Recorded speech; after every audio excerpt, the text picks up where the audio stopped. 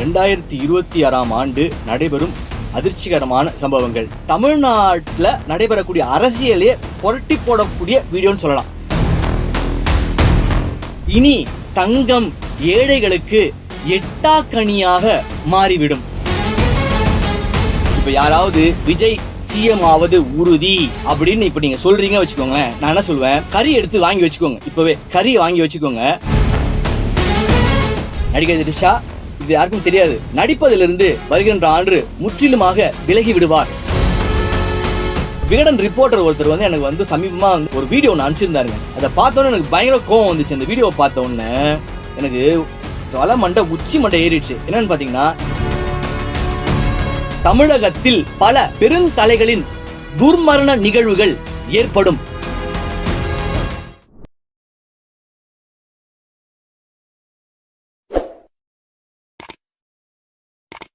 அனைவருக்கும் வணக்கம். இந்த வீடியோட தலைப்பு என்னன்னு பாத்தீங்கன்னா, 2026ஆம் ஆண்டு நடைபெறும் அதிர்ச்சிகரமான சம்பவங்கள்.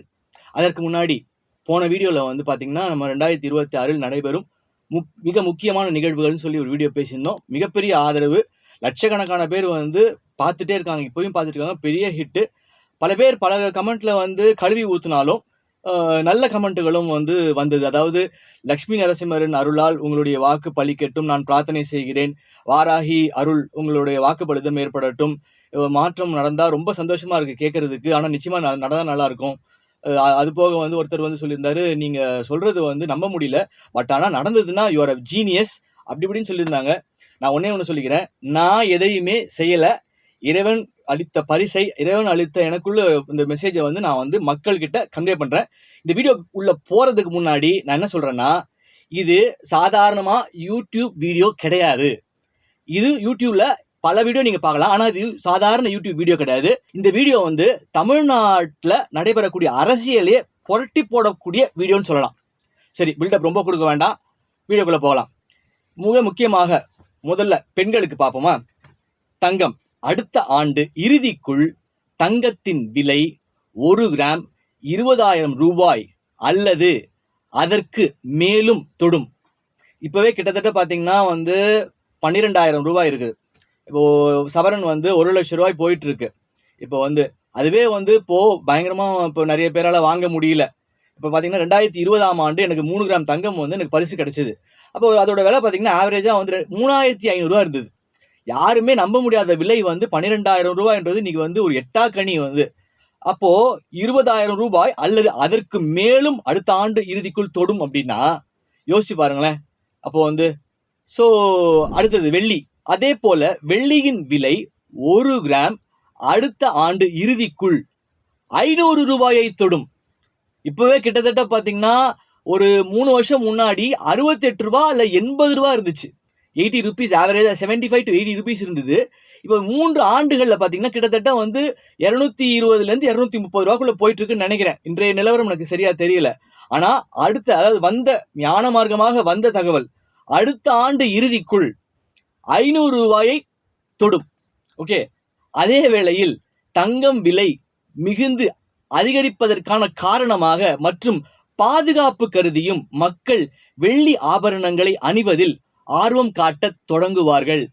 அதாவது இப்போ தங்கத்துல இப்போ நிறைய பேர் மோதிரம் போட்டுக்கிறது, செயின் போட்டுக்கிறது, அதெல்லாம் இருந்த இது போய் இப்போ எல்லாரோடைய பாணி எப்படி இருக்குன்னு கேட்டீங்கன்னா ஓகே, ரொம்ப விலை அதிகமாயிடுச்சு, இன்னொன்னு 1 கிராம் தங்கம் இப்போ ஒரு சவரன் தங்கம் இப்போ மோதிரமா போட்டுக்கிட்டா கிட்டத்தட்ட பாத்தீங்கன்னா 2 லட்ச ரூபா போயிடும் போல இருக்குது. அடுத்த வருஷம் பார்த்தா 1.60 to 2 லட்ச ரூபா போயிடும். அப்போ பாதுகாப்பும் ரொம்ப முக்கியம்னா பெண்கள் ஒரு 3 சவரன்ல போட்டுக்கிட்டாவே கிட்டத்தட்ட பார்த்தா 5-6 லட்ச ரூபா வந்துடும். நான் சொல்ற நிலவரப்படி பார்த்தா பாதுகாப்பு கருதியும் மற்றும் இப்போ விலை ஏற்றத்தின் காரணமாக மக்களுடைய ஆர்வம் வெள்ளி ஆபரணங்கள் மீது போகும் அப்படின்னு சொல்லி தகவல் வந்திருக்கு. பார்க்கலாம். அதே போல இனி தங்கம் ஏழைகளுக்கு எட்டாக்கனியாக மாறிவிடும். அடுத்த ஆண்டு காருக்கு பார்க்கலாம். இப்போ இந்த ஆண்டு கார்களின் விலை ஜிஎஸ்டி குறைந்ததன் காரணமாக எப்படி குறைந்ததோ அதே போல 2026ஆம் ஆண்டு மேலும் கார்களின் விலை குறையும். ஏற்கனவே இப்போ இந்த வருஷம் ஜிஎஸ்டி நரேந்திர மோடி அவர்கள் குறைச்சதன் காரணமாக கார்களுடைய விலை குறைஞ்சிருக்கு. இந்த வருஷமே குறைஞ்சிருக்கு. அடுத்த வருஷம் பாத்தீங்கன்னா அதற்கும் மேல கார்கள் விலை குறையும் சொல்லி தகவல் வந்திருக்கு. அடுத்த ஆண்டு இந்தியாவில் 2026ஆம் ஆண்டு பொருளாதார வீழ்ச்சி ஏற்படும். இந்தியாவில் அதனால் மனை விலை சரியும்.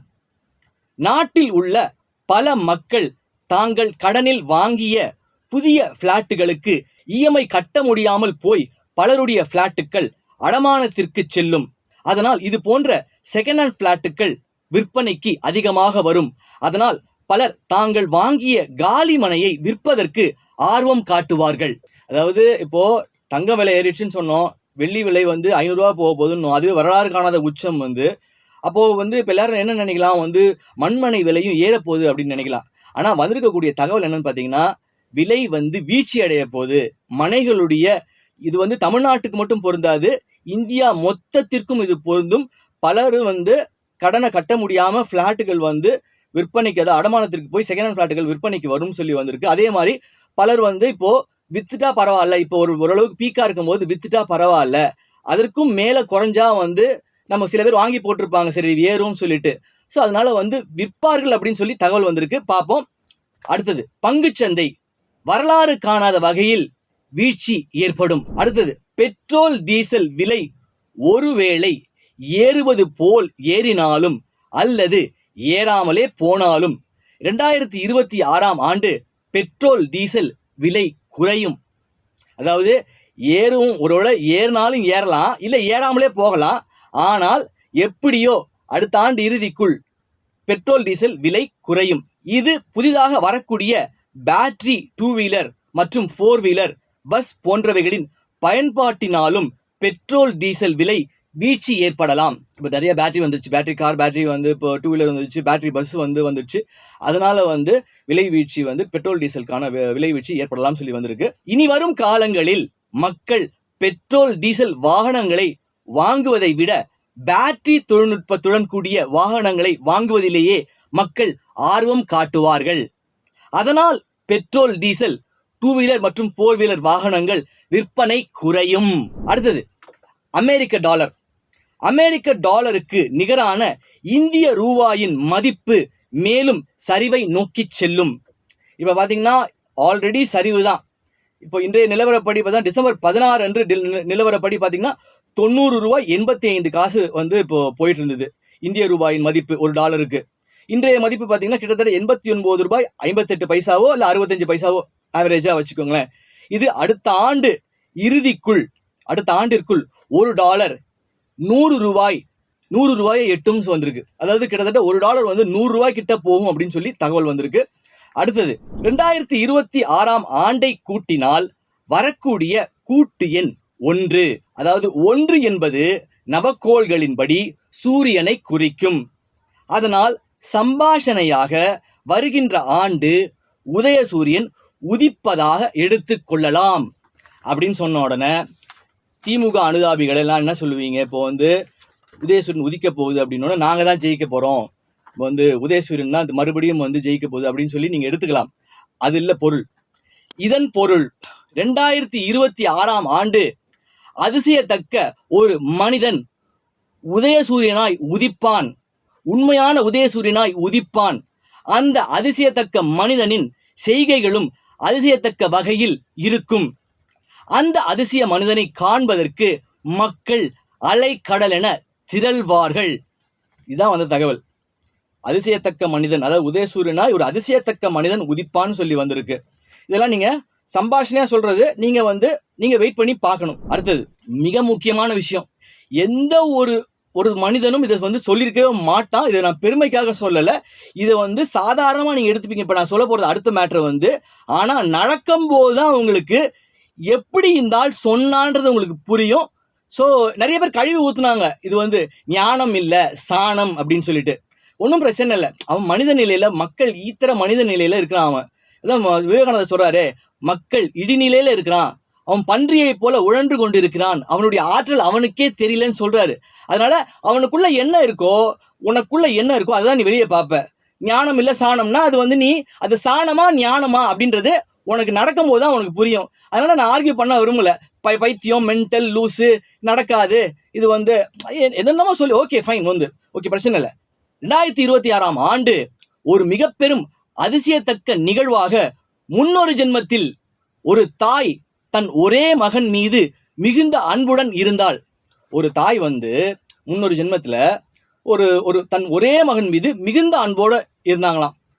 அந்த மகன் திடீரென ஏதோ காரணங்களால் துர்மரணத்தில் இறந்து போகிறான். ஓகே, இறந்து போயிடுறாரு. அந்த மகன் வந்து துர்மரணத்தில் சூசைட் அட்டம்ப்டோ இல்லை வந்து ஆக்சிடென்ட்டோ இறந்து போயிடுறாரு. தன் ஒரே மகனை இழந்த தாய் மிகுந்த வேதனையுடன் வாழ்ந்து இறந்தும் போகிறாள். அந்த தாயும் மகனும் இருவரும் ஒருவரை ஒருவர் சந்தித்து தங்கள் பூர்வீக பந்தத்தை இப்பிறவியில் இணைத்து கொள்கிறார்கள்.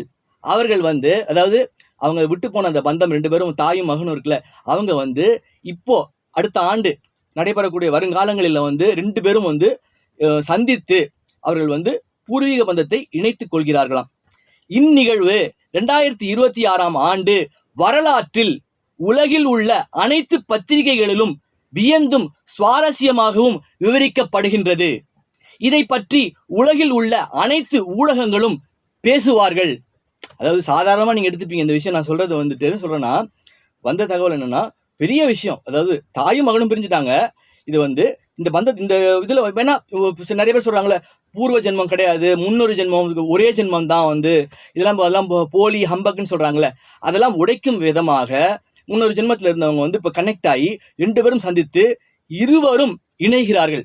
இதை வந்து உலக மீடியா, இது வந்து சாதாரணமாக நீங்கள் எப்படி எடுத்துக்கிறீங்கன்னு தெரியாது, நடக்கும்போது உலக மீடியா மொத்தமும் பேசும்னு சொல்லி வந்திருக்குது. ரைட்டு, முடிஞ்சிருச்சு. ஆட்சி மாற்றம் நடைபெறுகின்றது. முதல்வர் நாற்காலியில் 100% மாற்றம் ஏற்படுகின்றது. இப்போ நான் என்ன சொல்லுவேன், வந்து யாராவது இப்போ நிறைய ஜோதிடர்கள் சொல்லிட்டு வர்றீங்க, நிறைய பேர் பெரிய பிரசித்தி பெற்ற ஜோதிடர்கள்லாம் சொல்லிட்டு வர்றீங்க. இப்போ யாராவது விஜய் சிஎம் ஆவது உறுதி அப்படின்னு இப்போ நீங்கள் சொல்கிறீங்க வச்சுக்கோங்களேன், நான் என்ன சொல்லுவேன், கறி எடுத்து வாங்கி வச்சுக்கோங்க. இப்போவே கறி வாங்கி வச்சுக்கோங்க. நீங்கள் சொல்கிறீங்கல்ல, யூஸ்வலாக வந்து இப்போது அதான் சொல்கிறது, ஒரு ஞான மார்க்கமா இல்லை ஜோதிடமா யூஸ்வலாக சொல்லிகிட்டே வரீங்க. இப்போ திமுக தான் ஜெயிக்கும், ஒருத்தர் பெரிய வந்து ஒரு சாமியார் மாதிரி ஒருத்தர் வந்து ரொம்ப பாரம்பரியமாக இருக்கிறவரெல்லாம் வந்து இப்போ இதுதான் வரும் அதுதான் வரும் இது இல்லை அந்த கால்குலேஷன் சொல்லிட்டு எல்லாமே சொல்லிட்டு வராங்க. இப்போ யாராவது சொல்கிறாங்க இப்போது மறுபடியும் திமுக தான் வரும், மறுபடியும் இல்லை விஜய் சிஎம் ஆவது உறுதி அப்படின்னு சொல்கிறாங்க அப்படின்னா, நீங்கள் கரியை வாங்கி வைத்துக் கொள்ளுங்கள். ஏன்னா உங்களுக்கு 2026 எலெக்ஷன் ரிசல்ட் வர வரைக்கும் கூட நீங்கள் வெயிட் பண்ண வேணாம். அதற்கு முன்னாடியே நான் சொல்லுவேன், அதற்கு முன்னாடியே உங்களுக்கு தெரியும், உங்கள் முகத்தில் கரியை பூசுவார்கள், இல்லை நீங்களே கரியை எடுத்து பூசிக்குவீங்க. அந்த அளவுக்கு நான் சொல்கிறது உறுதியாக, சாதாரணமாக இல்லை, உறுதியாக 100% நடந்தே தீரும். நிச்சயமாக தமிழ்நாட்டிற்கு புதியதாக ஒருவன் தான் தமிழ்நாட்டை ஆளப்போகிறான், தமிழ்நாட்டை ஆட்சி செய்ய போகிறான். இதை நம்பவே முடியாது. இதை பொறுத்திருந்து நீங்கள் அனைவரும் பாருங்கள். இப்போ ஒரு ஜோதிடர் பார்க்குறேன், இப்போ நம்ம இப்போ வீடியோ போட்ட உடனே, இப்போ லாஸ்ட் வீடியோவில் போடும்போது இப்போ நிறைய பேர் வந்து அஜித்தை சொல்கிறாரா, யார் அந்த புதிய மனுஷன், யார்ப்பா சொல்கிறாரு அப்படின்னு சொல்லிட்டு, இப்போ ஒரு பிரசித்தி பெற்ற ஒரு ஜோதிடர் சொல்கிறாரு, அஜித் வந்து அரசியலுக்கு வருவார் அப்படின்னு சொல்கிறார்.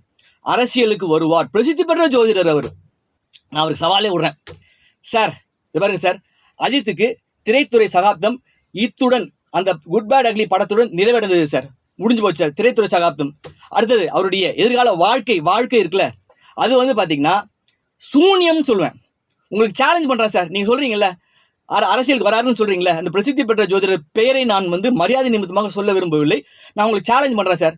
அவருடைய வாழ்க்கை, இதற்கு பிறகு எதிர்கால வாழ்க்கை சூன்யம்னா நான் என்னன்னு சொல்லி நான் வந்து விவரிக்க விரும்பலை, அதை வந்து அதுக்குள்ளே நான் போக விரும்பல, சூன்யம்னு சொல்லிட்டேன். அதை மக்கள் எல்லாம் பொறுத்திருந்து வேடிக்கை பாருங்க. அடுத்தது நடிகர் கமல் 2026 தேர்தலுக்கு பின் நடைபெறப் போகும் சம்பவங்களால் அரசியலில் இருந்தும் சினிமாவில் நடிப்பதில் இருந்தும் முற்றிலுமாக விலகி விடுவார். அதே வேளையில் அவருடைய கடனை அடைப்பதற்கு திரைப்படங்களை தயாரிக்கலாம். ஓகே, ஸோ அவர் வந்து நடிக்கிறதுலேருந்து 2026 தேர்தலுக்கு பிறகு அவர் வந்து அரசியலிலிருந்தும் முற்றிலும் விலகி விடுவார் நடைபெறக்கூடிய சம்பவங்களால், மற்றும் சினிமாவில் நடிப்பதிலிருந்தும் முற்றிலுமாக விலகி விடுவார்னு வருது. அதே நேரத்தில் அவருடைய கடனை அடைப்பதற்கு அவர் திரைப்படங்களில் நடிக்கலாம்னு சொல்லி வருது. அடுத்தது பார்த்தா த்ரிஷாவோட ஃபேன் போல் இருக்கு, அவங்க வந்து கமெண்ட்டில் கேட்டிருந்தாங்க, இந்த மாதிரி நாஸ்ட்ராடமஸ் வந்து என்ன சொல்கிறாரு, நடிகை த்ரிஷாவுக்கு என்ன சொல்கிறாரு, நடிகை த்ரிஷாவுக்கு வந்து இப்போ வெகு நாளாக திருமணம் நடக்கலை, இப்போ வந்துட்டு கேன்சல் ஆகி வந்தது. இப்போ த்ரிஷாவுக்கு திருமணம் நடக்குமா அப்படின்றத பார்ப்போமா? திருமணம் நடக்குமா? நான் சொல்கிறப்ப என்னென்னா, நடிகை த்ரிஷா இது யாருக்கும் தெரியாது, நடிப்பதிலிருந்து வருகின்ற ஆண்டு முற்றிலுமாக விலகி விடுவார். ஆல்ரெடி நிறைய பேருக்கு தெரியாது, அவர் இப்போவே நடிக்கிறதுலேருந்து மொத்தமாக விலகிட்டார். அதை விட புதிய தகவல் என்னென்னா, அவர் வந்து ஏதோ ஒரு பாக்கி ஒரு படமோ 2 படமோ இருக்குன்னு நினைக்கிறேன் அவர் நடித்தது. அந்த திரைப்படங்கள் ஒருவேளை வராமல் போகலாம்.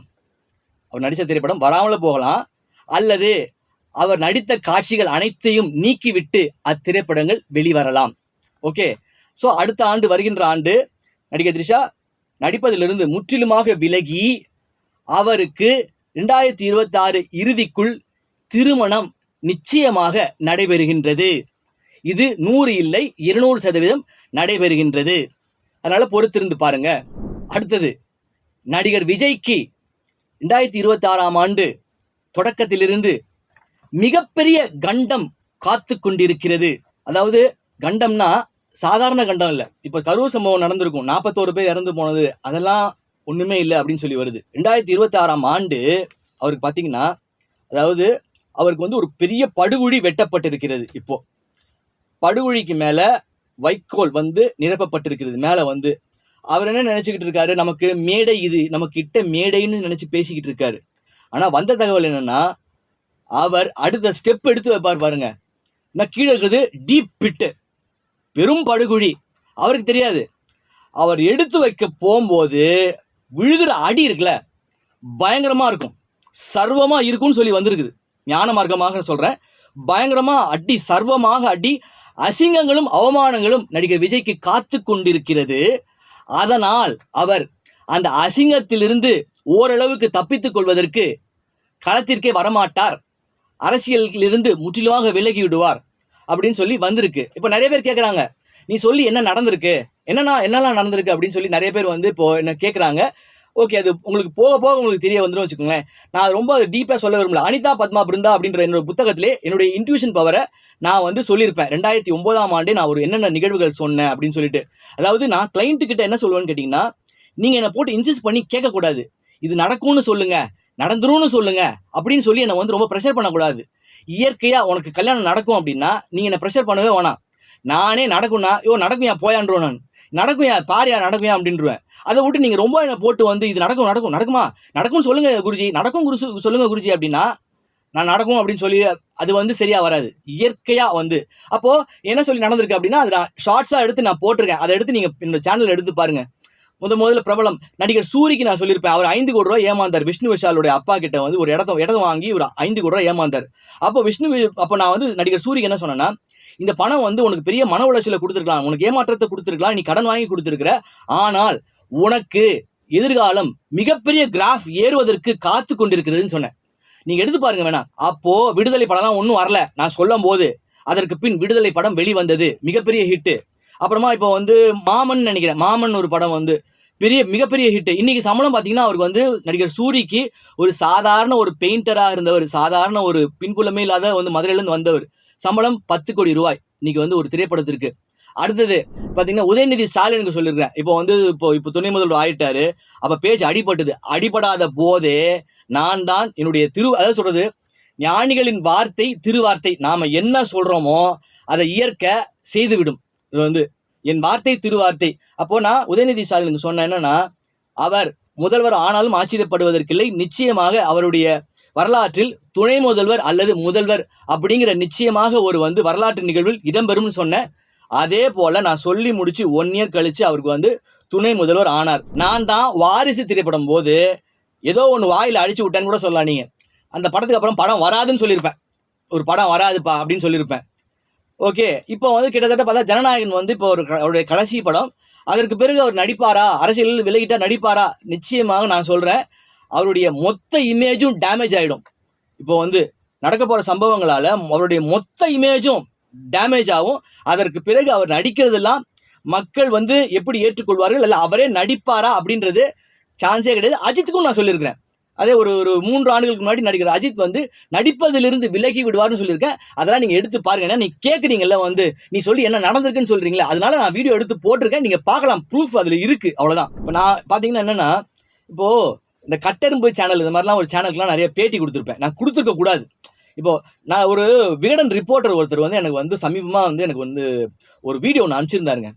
அதை பார்த்தோன்னே எனக்கு பயங்கர கோவம் வந்துச்சு. அந்த வீடியோவை பார்த்த உடனே எனக்கு தலை மண்டை உச்சி மண்டை ஏறிடுச்சு. என்னன்னு பார்த்தீங்கன்னா, இக்பால்ன்ற ஒரு நபர் வந்து என்னுடைய பாட்டை வந்து இளையராஜா திருடி விட்டார் அப்படின்னு சொல்லி இந்த கட்டெரும்பு கூட எடுத்து போட்டிருப்பான். அந்த வீடியோ எடுத்து போட்டிருப்பான். அதை வந்து ஒரு பேட்டி எடுக்கிறாரு. எடுத்துட்டு அதை வந்து எனக்கு அனுப்புறாரு. அவர் எடுத்த பேட்டி எனக்கு அனுப்புறாரு. அதாவது நான் 10 வயசா இருக்கும்போது வந்து இப்போ இளையராஜாக்கு 25 வயசு, என் பாட்டெல்லாம் திருடி விட்டாரு வந்து பார்த்தா அவன் அடிச்சு விடுவான். நான் சாத்தி விடுவேன். அவனை வந்துட்டு ஏதோ ஒரு இப்போ அதாவது அந்த மாதிரி ஒரு மென்டல் கேஸ் இருக்கு பார்த்தீங்களா, அந்த மென்டல் கேஸையும் என்னையும் ஒன்றா எடுத்துக்கிறானுங்க. எடுத்துட்டு இவர் வந்து எனக்கு அனுப்புறாரு. எனக்கு புரியல. வந்து நான் நினைக்கிறேன் அந்த இக்பால் இந்த முண்டத்துக்கு வந்து என் பாட்டை திருடி விட்டாருன்னு சொல்கிறல்ல, போய் கேஸ் போடுறான். வந்துட்டு கேஸை வேணா போடுங்க. வந்து அதை விட்டு இந்த பைத்தியங்கள் எல்லாம் வச்சு என்ன சொல்றது, அந்த பைத்தியத்தையும் என்னையும் கம்பேர் பண்றாராம் அவரு. ஓகே, நீங்க நடக்க போறது பார்க்க போறீங்க. நான் சொல்லுவேன், அந்த ரிப்போர்ட்டருக்கு நான் சொல்லுவேன், அவர் என்னை பேட்டி எடுத்துருக்கிறாரு. பாவம் மனித நிலையில வந்து ஏதோ அமிச்சிட்டாரு. ஸோ என்ன சொல்றது, அவரும் அந்த இக்பாலும் நானும் ஒன்னா. ஓகே சரிப்பா, ரைட்டு, நடக்க போகுதுல்ல. இப்போ பாருங்க வந்து அடுத்தது, அரசியலில் தன்னை ஒரு மிக பெரும் மனக்கோட்டை கட்டி கொண்டிருக்கும் ஒரு அரசியல் புள்ளி 2026 தேர்தலுக்கு பின் அரசியலில் அனாதையாகி விடுவார். அதற்கு பின் அவருடைய எதிர்காலமும் சூன்யமாகவே இருக்கும். அரசியல் தலைவருன்ட்டேன், அரசியல் புள்ளின்ட்டேன். சூசகமாக சொல்கிறேன், யாருன்னெலாம் சொல்லலை நான். நீங்களே புரிஞ்சுக்கோங்க, நடக்கும்போது உங்களுக்கு தெரியும். அவர் வந்து 2026 தேர்தலுக்கு பின்னர் அரசியலில் அனாதையாகி விடுவார். பேராசை பெருநஷ்டம் அப்படின்னு கேள்விப்பட்டிருப்போம்ல, அதை அவருடைய வாழ்க்கையில் அவர் பார்ப்பார்னு சொல்லி வந்திருக்கு. ஓகே, அடுத்தது 2026ஆம் ஆண்டு தமிழகத்தில் பல பெருந்தலைகளின் துர்மரண நிகழ்வுகள் ஏற்படும். அது சினிமாவில் அல்லது அரசியலிலும் இருக்கலாம். அதாவது பெருந்தலைகள், அது வந்து பெருந்தலைகள் அரசியலில் அல்லது சினிமாவில், இதுலையா அதில் வந்து எதுன்னு எக்ஸாக்டாக சொல்ல முடியல. அந்த பெருந்தலைகள், பல பெருந்தலைகளின் துர்மரணங்கள் நிகழும் சொல்லி வந்திருக்கு. ஸோ அதான். அடுத்தது 2026ஆம் ஆண்டு தமிழகத்தில் நடைபெறும் அரசியலில் மக்களால் சற்றும் கணிக்கவே முடியாத கூட்டணி மாற்றங்கள் நடைபெறும். கணிக்கவே முடியாதான் இந்த கூட்டணி. இப்படி இப்போ இதுதான் கணிக்கவே அன்பிரடிக்டபிளா. It will be a complete டிசாஸ்டர்னு வந்திருக்கு. அண்ட் இட் வில் பி அன்பிரடிக்டபிள்னு வந்திருக்கு. ஸோ பாருங்கெல்லாம் வந்து பாருங்க. ஓகே, லாஸ்ட் ஹைலைட்டே தான். ஏஎல் சூர்யா என்கிற நபர் 2026ஆம் ஆண்டு ஒரு யூனிக் பெக்யூலர் பர்சனாக தோன்றுவார். பல அரசியல்வாதிகள் தமிழ்நாட்டில் அல்ல, இந்திய அளவில் அவரை பார்க்க வேண்டும். இந்த மனிதர் யார், ஏஎல் சூர்யா என்பவர் யார், பார்க்கணும், அவரை பார்க்கணும் என்று நினைப்பார்களாம். ஜோதிடர்களுக்கு நான் சேலஞ்ச் பண்றேங்க, ஞானம் பெரியதா ஜோதிடம் பெரியதா என கேட்டால் ஞானம்தான் பெரியது என ஜோதிடர்களாகிய நீங்களே ஒத்துக்கொள்வீர்கள். அது சொல்றேன். இப்போ நான் என்னை பற்றியே நான் சொல்லக்கூடாது. அதாவது 2026ஆம் ஆண்டு ஏஎல் சூர்யா என்கிற நபரை தமிழ்நாட்டு ஊடகம் கிடையாது, இந்தியாவில் உள்ள பெரிய பெரிய ஊடகங்கள் பேட்டி கேட்கும். அப்பேற்பட்ட ஒரு சம்பவங்கள், அவர் சொல்லிய சம்பவங்கள் நடைபெறும், சொல்றதுக்கு மேலே நடக்கும். ஸோ இதை நான் பில்டப்காக நான் சொல்லலை. கடைசியாக வந்து பார்த்தீங்கன்னா, அதாவது இந்த ஜோதிடர் முருகேசன் சொல்லி நான் வந்து போய் பார்த்தேங்க. ஓகேங்களா, நான் யாருமே நான் பொதுவாக நான் பார்க்க மாட்டேன் வந்து. ஏன்னா நானே ஒரு சொல்கிறேன் வந்து, இப்போ எத்தனையோ பேர் வந்து என்னை வந்து பார்க்குறாங்க. இப்போ இந்த வீடியோ பார்த்துட்டு எனக்கு ஏகப்பட்ட ஜோசியம் எனக்கு வந்து பார்க்க சொல்லி எனக்கு வந்தது. இந்த மாதிரி பாருங்கள், அதாவது அதில் என்ன சொல்லியிருப்பாங்கன்னு கேட்டிங்கன்னா, நீங்கள் சொல்கிறத வந்து நம்ப முடியலனாலும், ஆனால் நீங்கள் பேசுகிற விதம் இருக்குது பாருங்கள், அவ்வளோ கான்ஃபிடென்ட்டாக இருக்குது, அது ஒரு பெரிய நம்பிக்கையை ஏற்படுத்துது. அதனால் நான் உங்கள்கிட்ட ஜோசியம் பார்க்கணும்னு நினைக்கிறோம் அப்படின்னு சொல்லி நிறைய பேர் ஜோசியம் வந்துட்டு வெளிநாட்டிலேருந்துலாம் வந்து கன்சல்ட் பண்ணாங்க வச்சுக்கோங்களேன். வந்துட்டு என்னோட நிகழ்வு பார்த்தீங்கன்னா, ஜோதிடர் முருகேசன் சொல்லி உங்களுக்குலாம் வந்து ஜோசியம் பார்க்குறவங்களுக்கு தெரிஞ்சிருக்கும். மதுரை வாயிலில் வந்து இப்போ இருந்தார், இப்போ வந்து இடம் மாறிட்டாருன்னு கேள்விப்பட்டேன். வந்து பயங்கர கூட்டம் வருங்க, அவருக்கு டாக்டர்கிட்ட பார்க்குற மாதிரி கூட்டம் வரும். அப்போ அவரை பற்றிலாம் சொல்கிறாங்கன்னு சொல்லிட்டு இந்த ஜேஎஸ்கே கோபின்றவர்லாம் வந்து பெரிய முருக பக்தராச்சே, அவர்லாம் அப்பா 52 அவர் சொன்னார்னா அவர் இத்தனை பசங்கன்னு சொல்லுவார், 2 பசங்க இல்லை ஒரு பொண்ணு ஒரு பையன் வந்து க்ளீனாக எல்லாமே சொல்லுவார் அப்படின்னு சொல்லாருன்னு சொல்லிட்டு எனக்கு கொஞ்சம் நேரம் சரியில்லைங்க. நான் வந்து கும்ப லக்னம், வந்து ஓகேங்களா. செவ்வாய் திசை நடக்குது. கும்ப லக்னம்னா அங்கே சனியோட வீடு வந்து சனியும் செவ்வாயும் மிகுந்த பகையா செவ்வாய் திசை நடக்குது எனக்கு வந்துட்டு. இப்போ கிட்டத்தட்ட ஒரு 6 வருஷம் வந்து முடிய போது வச்சுக்கோங்களேன். அந்த திசை ஆரம்பிச்ச உடனே என்னை ஒரு வழி ஆக்கிடுச்சு வச்சுக்கோங்களேன். சரி நமக்கு வந்து இவங்க சொல்றாங்களே அப்படின்னு சொல்லிட்டு நாம சரி போய் தான் நான் பார்ப்போமே அப்படின்னு சொல்லி நான் வந்து ஐபிசி பக்தி வந்து இப்போ சாய் செந்தில்னு வந்து இப்போ இருக்காரு. அவர் தான் எனக்கு ஃப்ரெண்ட் ரிக்வஸ்ட் கொடுத்தாரு ஃபேஸ்புக்கில். சரி அவரை தொடர்பு கொண்டு எப்படி பார்க்குறது என்ன பயங்கர கூட்டமாக இருக்குன்னா அவர் எனக்கு எந்த உதவியும் பண்ணல வச்சுக்கோங்களேன். அவர் வந்து இந்த மாதிரி நீங்கள் வந்து கூகுள் பண்ணி பாருங்க அப்படின்னு சொல்லிட்டார். என்ன பெரிய மனுஷன் போல் இருக்குது அந்த ஆள் வச்சுக்கோங்களேன். நம்மளை பற்றி தெரியல, நம்ம ஏதோ சாதாரண ஏதோ பிச்சைக்காரன் சார் போல் இருக்கு அவர்.